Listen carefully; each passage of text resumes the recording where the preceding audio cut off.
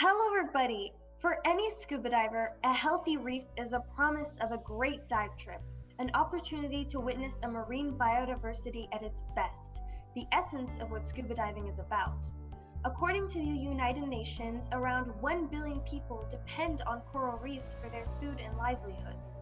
But coral reefs are above all a protection for all of us, from waves, storms, erosions, and floods. Yet, I found out while preparing this interview over 50% of the world's coral reefs have been lost in the last 30 years only, which is overwhelming to say the least. In Malaysia, the coral reefs are facing many threats, from fish bombing, net trawling, unaware tourists, poisonous chemicals, and like everywhere else, water temperatures changing. Since 2007, Reef Check Malaysia has been working tirelessly to avoid and eliminate any more dangers to coral reefs. Today, I'm very pleased to be chatting with the general manager of this very organization, Julian Hyde. Good morning, welcome, and thanks for joining me. Good morning, and you're most welcome. Thank you for having us.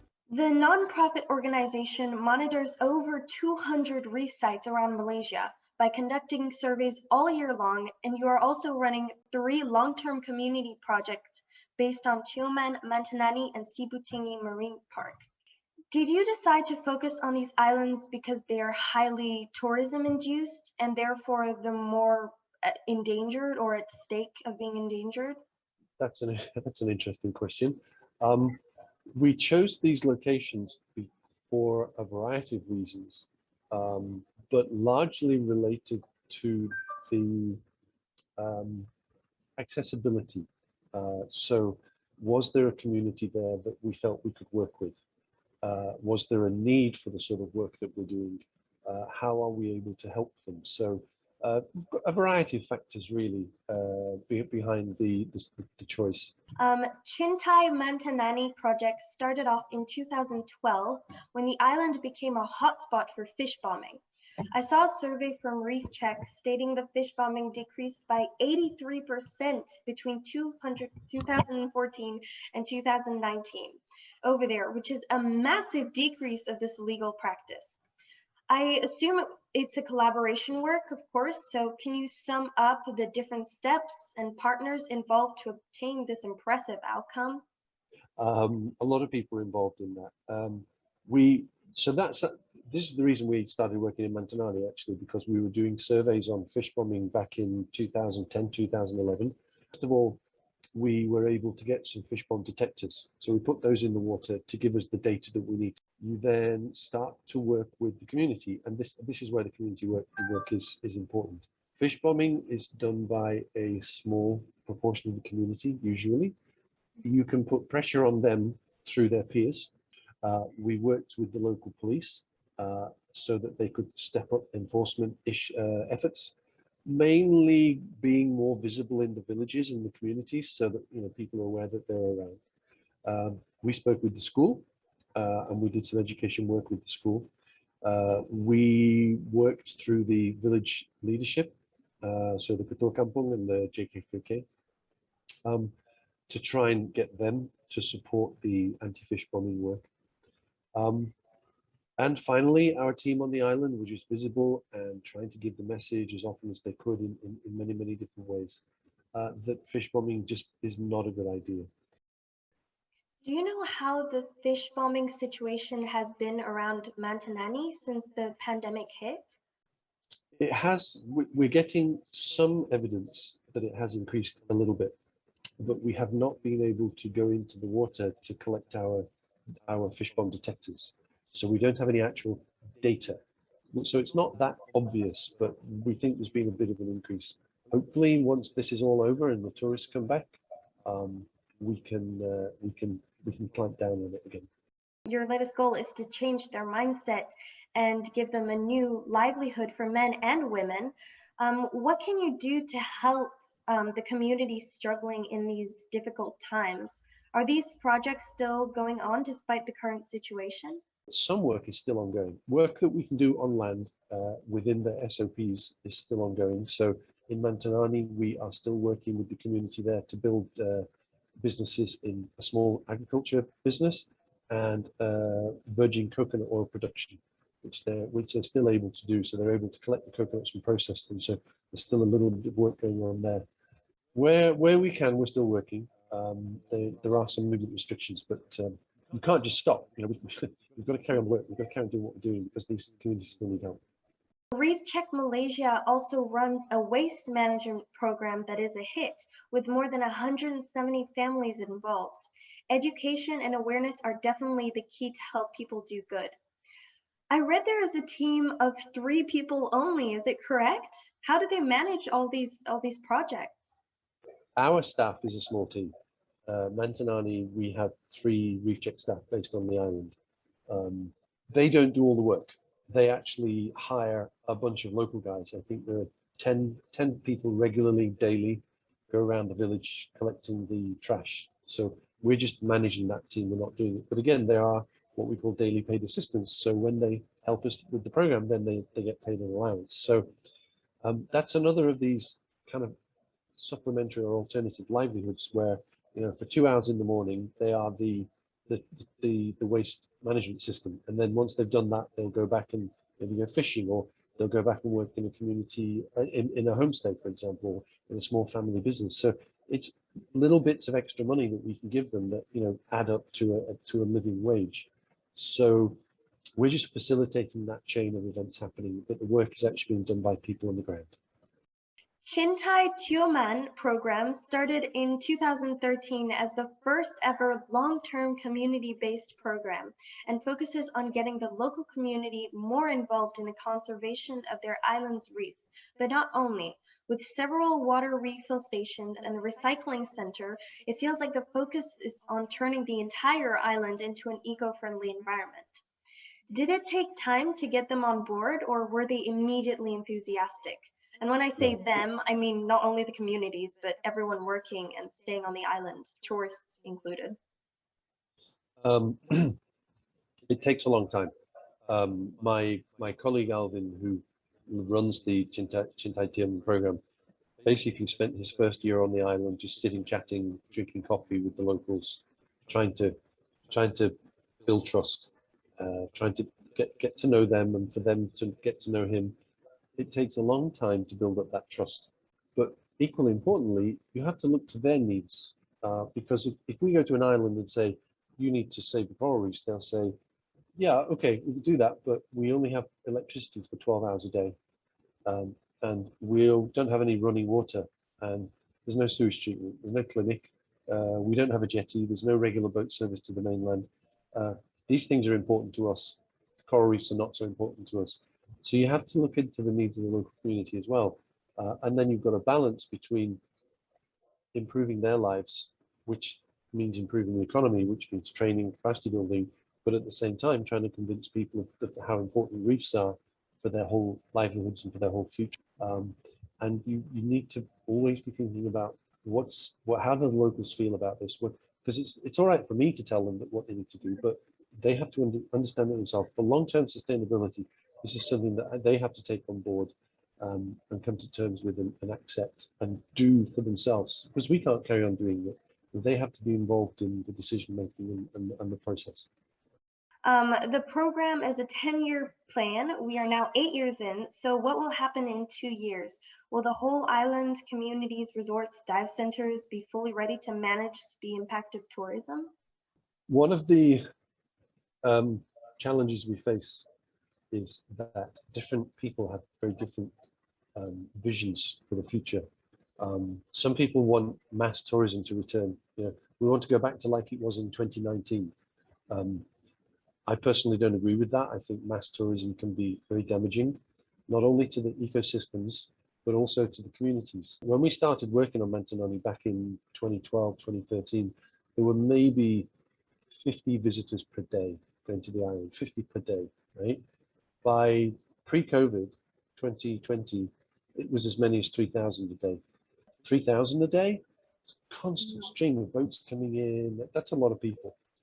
And that can have an impact not just on the ecosystems, as you know, as all of those people go diving and snorkeling, but it has an impact on the local community because they're constantly bombarded by outsiders walking through the village and looking at them and taking photographs of them. You know, is this a village or is this a zoo? So mass tourism disrespects many things, but it's not just ecosystem. And if we can make this work, then hopefully we can get everybody to agree what sort of tourism we want on the island. Do we want mass tourism? Do we want big resorts? Or do we want to say, this is a beautiful island with amazing ecosystems, amazing biodiversity. We need to protect it. So we need to find a different tourism model which allows us to do that more easily. So I want to talk about your Eco Diver program, where you train dive centers to then train certified divers to properly survey reefs. As of today, you have trained over 900. Are there dive centers here in Sabah trained to offer this course? There are, yes. Off the top of my head, there are 2 or 3 in KK. Scuba Junkie is one of them, for example. And there are a couple down in the Semporna area.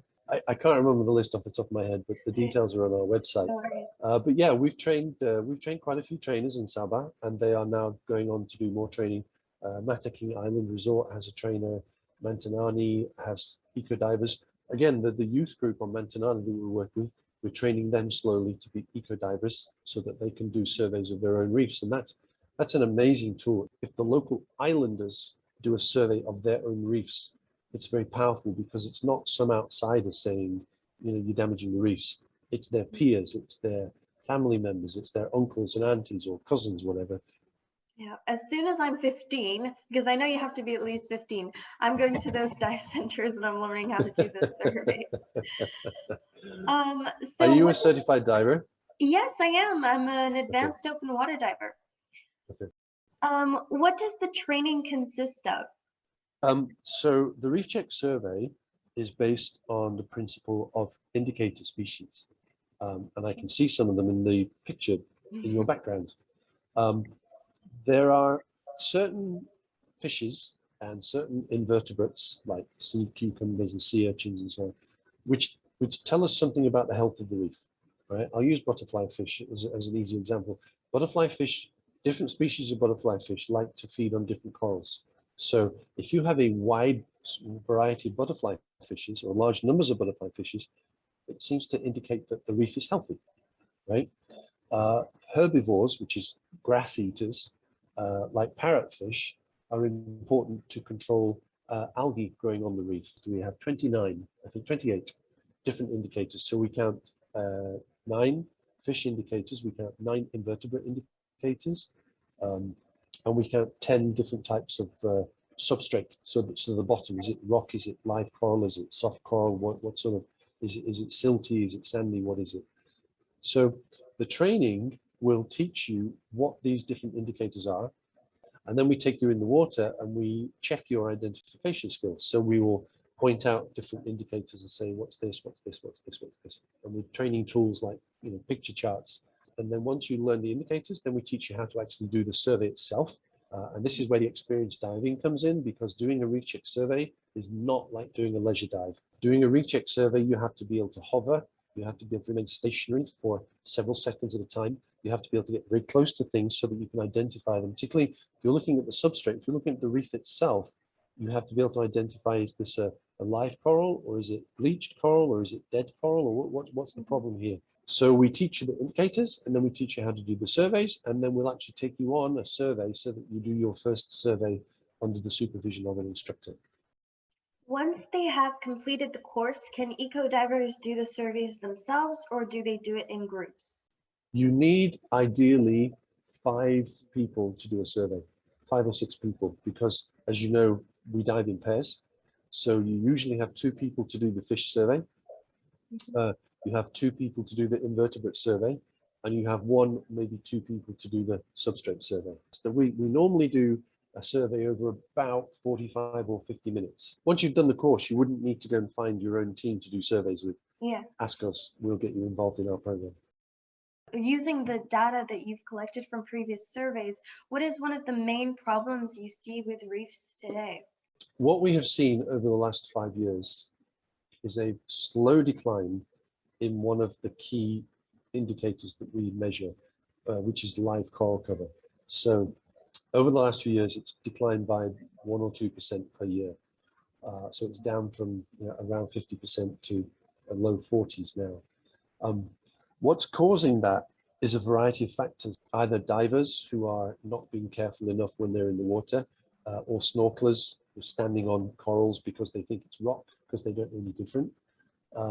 People using anchors instead of using mooring buoys can create a point of damage. So there's the physical impacts. Then there's the water pollution from tourism, which is badly managed and badly regulated. Sewage pollution, trash, just general water pollution from resorts and so on, restaurants. Those are two of the big ones. Then you've got climate change impacts. So warm water, as you mentioned earlier on, causes stress in corals, and it can, if the warm water is there for long enough, it will kill the corals. An intact reef is more difficult to damage than a broken reef. Once a reef is broken, once it's damaged, many factors come into play. You get disease, you get easier physical damage to the reef.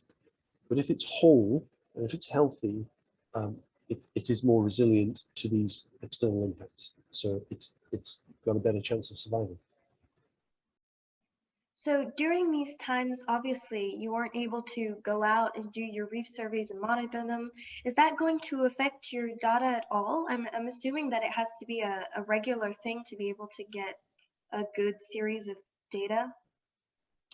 Yeah, we have an amazing data set. We've got a data set going back to 2007. Not many people got that. We were very lucky last year that we were able to do almost all of the surveys. We have done some of the surveys earlier this year when things were a little bit more open. So we've done half of the surveys in Sabah. We've done some of the islands in Peninsula. But we're just hoping that if the numbers go down and if we start to see some improvements, that we'll at least be able to move around for 2-3 weeks. And that's all we need. We just need 2 or 3 weeks to blitz the place, get the surveys done. Yeah, I hope you're going to be able to go out because you have data from 2007. You have my whole life worth of data.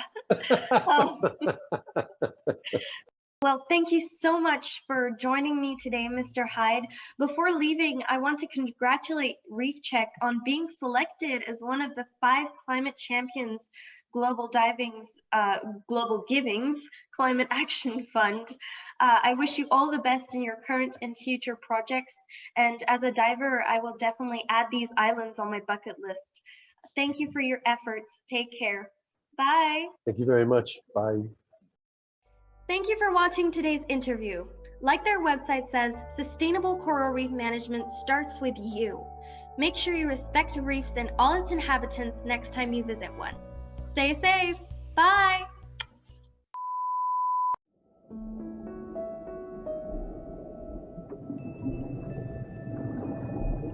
I am coral. Some people think I'm just a rock, when in fact I'm the largest thing alive on this planet. I'm so big I can be seen from space. But for how long? I grew for almost 250 million years. Then humans came along and now 1/5 of me is gone. Sure, I live at the bottom of the sea, and you might not see me that often. But you do need me.